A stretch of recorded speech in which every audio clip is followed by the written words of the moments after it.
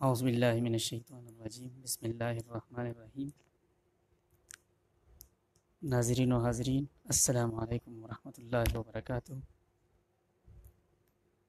ہمارا آج کا جو ٹاپک ہے وہ Khyber Pakhtunkhwa text book board کے 9th کلاس سے ایک لیکچر ہے۔ اس سے جو ٹاپک لیا گیا ہے پاکستان کا جغرافیہ۔ جغرافیہ زمینی حالات، پوری دنیا کے اندر زمین ایک جیسی نہیں ہے۔ زمین کے کچھ اقسام ہیں۔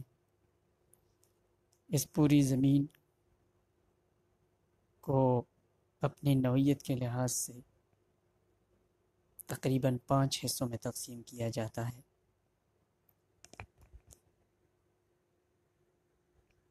زمین کے اقسام، نمبر 1 ہے شمالی پہاڑی علاقے۔ اگر ہم پاکستان کے پوائنٹ آف ویو سے لیں تو یہ شمالی پہاڑی علاقے کہلاتے ہیں۔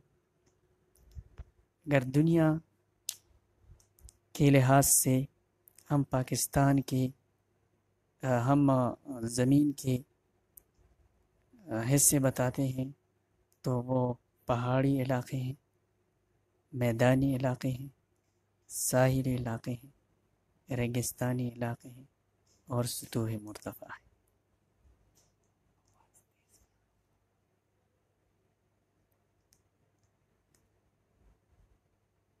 زمین کے اقسام سے نمبر 1 جو ہے، یہ ہم پاکستان کے نقطہ نظر سے ہم پہلے زمین کے پہلے قسم کے بارے میں آپ کو بتاتے ہیں۔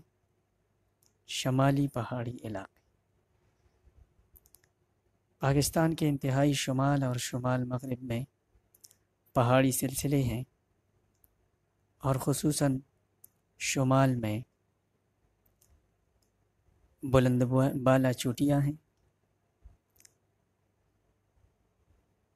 یہ جو ہے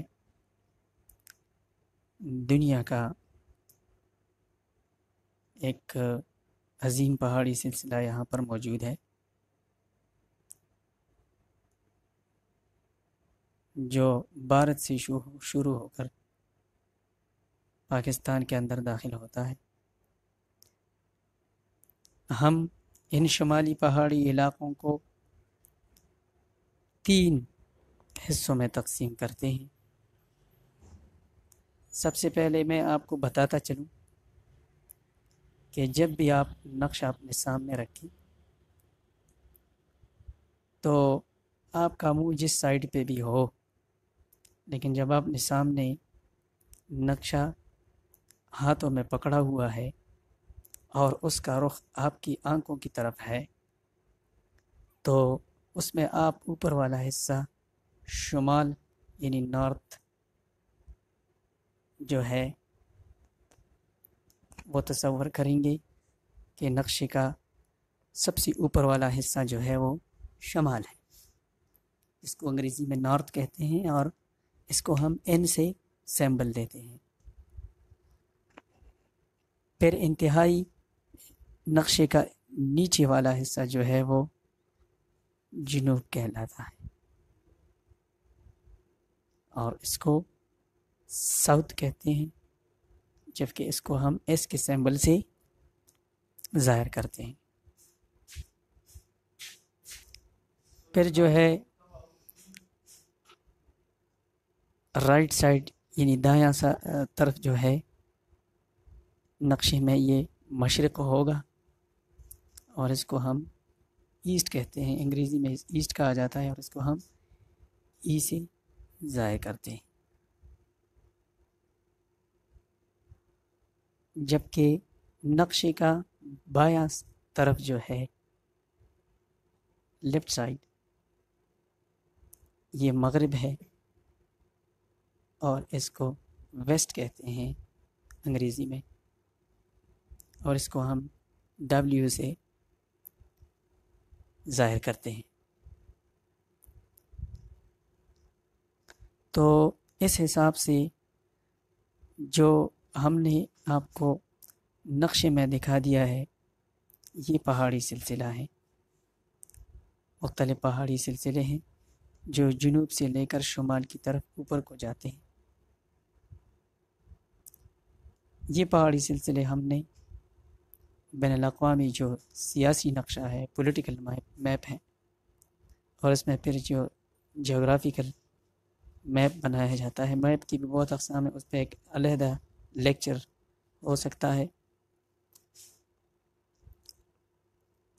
سب سے جنوب والا یعنی شمال کی طرف سے آتے ہوئے جنوب میں ان پہاڑی سلسلوں کو جب ہم اگر نیچے سے اوپر چڑھتے ہیں تو اس کا مطلب یہ ہے کہ شمالی علاقے کے جنوبی حصوں میں پہاڑی سلسلوں میں سب سے کم بلندی رکھنے والا جو ہے وہ شمالک کے پہاڑی سلسلے کہلاتے ہیں۔